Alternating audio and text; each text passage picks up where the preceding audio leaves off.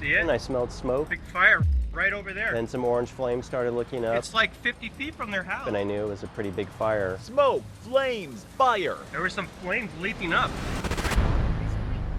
Burning up this hill. Yeah, I just called it in too. Sending billowing smoke. And I could see right there Billowing down on the Lewis family. a huge plume of smoke. Stop the fire. Told my son to get his shoes on, we might have to get out. By the time firefighters got in and watered it down with the help of homeowners, They were out here with their garden hoses trying to put this out. this is what had gone up, a full block of brush. All of a sudden I got knocked on the door, fire, fire! Also burning right up near Joe Trinan's door. And then, to see flames right in front of your house, it's a very, very scary thing. It was coming up the slope of the house. Especially scary for Mike Ryan's family. It's very upsetting. The flames came right up to his rail until firefighters fought them back inches before another ignition. I think we're lucky every day what we hear from the San Francisco Fire Department. This isn't the first time. Right. Yeah, it's been happening. We've documented at least 9 times. 2 Investigates has uncovered documents on at least 10 fires in this same area since 2015, all in just the last 5 months, and 2 more from 2014. And the source on many of these reports is listed as the homeless from cooking or encampments. They're basically attacking my life. When they start endangering my lives and our neighbors' lives, my son and my wife's life, then that becomes something more than just putting up with homelessness or trying to get to the root problem. That becomes someone who's creating arson. And there are homeless people everywhere here. Kind of dangerous, like being here in the street. Admittedly smoking and camping and cooking. Yeah, we gotta cook, to eat. A problem clear as day Homeless constantly come in here.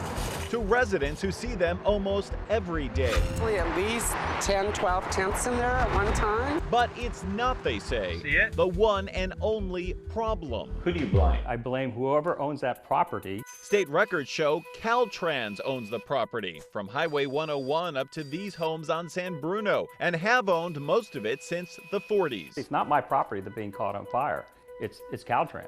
And where's the responsibility of that? Caltrans' own records show that homeowners have been asking the state to take responsibility since 2013, with this first report citing the homeless creating a hazard, and this report from 2014 calling the homeless a growing problem, and this one just more than a month ago in 2015 reporting fire and again citing the homeless problem. And the neighbors are rightly concerned. Fire Chief Joanne Hayes-White has been concerned too for the residents and for her firefighters. It's dangerous for your firefighters as well, isn't it? Anytime we go out the door, there's a risk. It does tax the system, Yes, anytime we go out the door, it's going to tax the system. And so, especially when it's the same place for the same type of call over and over. correct. And she believes part of the correct blame Fire right over there. is on Caltrans. If we have concerns, it is the property owner's responsibility. And Caltrans. yes, they certainly are aware of the problem that exists and the frequency with which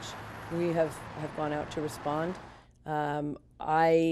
As recently as within the last week, we've contacted them. How difficult has it been for you to get help from Caltrans? It's a systemic issue that's not being resolved. And what is it going to take? Is it going to take a death?